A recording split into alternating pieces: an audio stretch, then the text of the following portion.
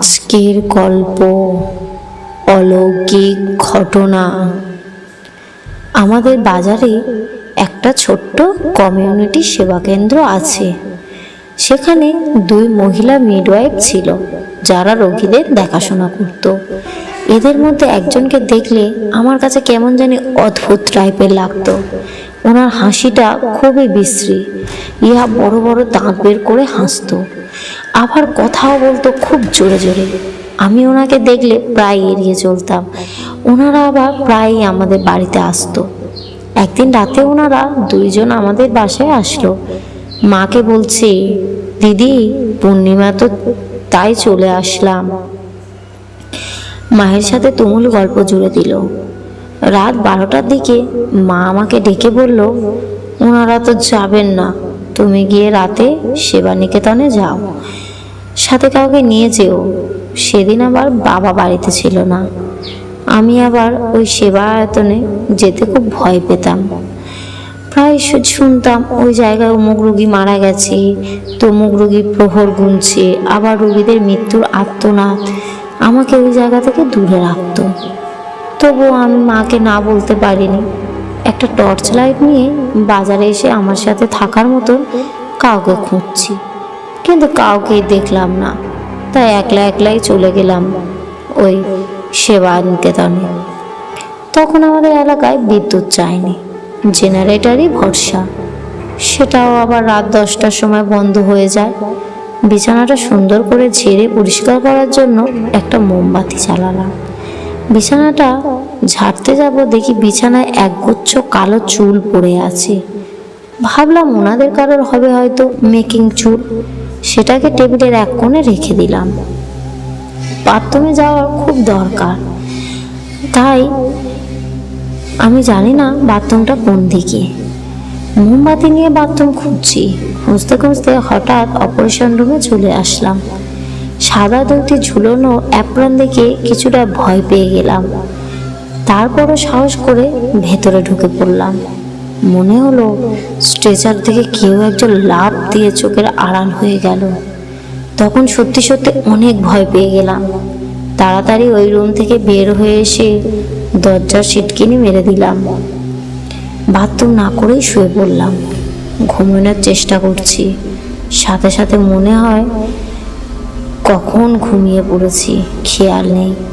মাঝরাতে হঠাৎ করে একটা খচখচানির আওয়াজে ঘুম ভেঙে গেল।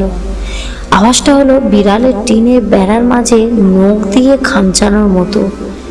আমি চুপ করে শুয়ে রইলাম, শব্দের আওয়াজটা বোঝার চেষ্টা করছি এবং সাথে সাথে উৎসাহটাও। হঠাৎ আমার চোখে পড়লো আমার মাথার উপর একটা তক্তার মাঝে আবছা আবছা অন্ধকারে বোঝা যাচ্ছে না কিছু একটা ঝুলে ঝুলে নড়ছে, আর সেখান থেকেই আওয়াজটা আসছে। আমি ভয়ে ভয়ে হাত দিয়ে টর্চ লাইটটি ঘুরছি। এমন সময় আমার ঘরের দরজার জোরে জোরে আওয়াজ আমাকে ডাকছে। মার কণ্ঠ না? আমি দৌড়ে গিয়ে দরজা খুললাম। মা আমাকে জড়িয়ে ধরলো, জিজ্ঞাসা করলো, সব ঠিক তো? পিছনে তাকিয়ে দেখি ওই দুজন মিডওয়াইফ দাঁড়িয়ে আছে।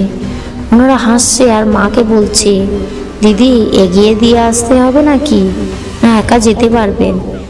মা কিছু না বলে আমার হাত ধরে বলল, এসো। আমি মার সাথে সাথে হাঁটছি আর ভাবছি তক্তার মাঝে কি ঝুলছিল, আর কেনই বা এত রাতে মা ছুটে আসলো, আর কানে বা মহিলারা হাসি মাখা মুখে মাকে কিছু বললেন না। রাস্তায় একটি কুকুর কোঁকাচ্ছিল। কুকুরের কুই কুই করার জন্য মরা কান্নার মতো মনে হচ্ছিল। আমি মাকে কিছু একটা জিজ্ঞেস করতে চাইছিলাম। মা কথা বলতে মানা করলো ইশারায়। গভীর রাতে আমি আর মা পূর্ণিমার আলো আঁধারের মাঝ মারিয়ে পথ চলছি। বাড়িতে এসে মা আমাকে গোসল করালো, কিছু দাওয়াত করিয়ে ঘুম পাড়াতে বসলো। পরের দিন সকালে মা আমাকে গত রাতে সবকিছু খুলে বললাম। তারপর মা আমাকে যা বলল তা ছিল একই রকম। গতকাল রাতে দুজন মিডওয়াইফদের মাঝে দাঁতলা মিডওয়াইফটা আমাকে বলল, উনি একদিন একা একা ওই সেবা নিকেতনে ছিল, কারণ পাশের মহিলাটি ওই সময় ছিল না। সেদিন গভীর রাতে একটি খচখচানির শব্দে ঘুম থেকে জেগে ওঠে। অন্ধকারে কিছু দেখতে না পেয়ে হারিকেন জ্বালালো। শব্দটা ক্রমাগত কানের কাছে হাতুড়ি মারার মতন লাগছে।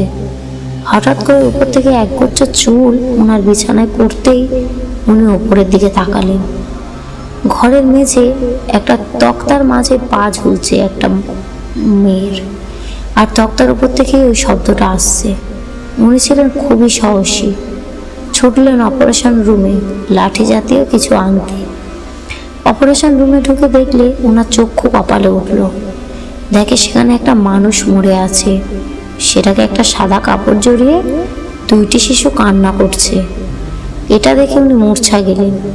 সকালবেলা কিছু রেড ক্রসের অথেন্টিটি জানলার এক মিলাতে ব্যবস্থা করলেন, কিন্তু তারপরেও মাঝে মাঝে ওনারা ব্যতিক্রমে অলৌকিক অনেক কিছু দেখতেন।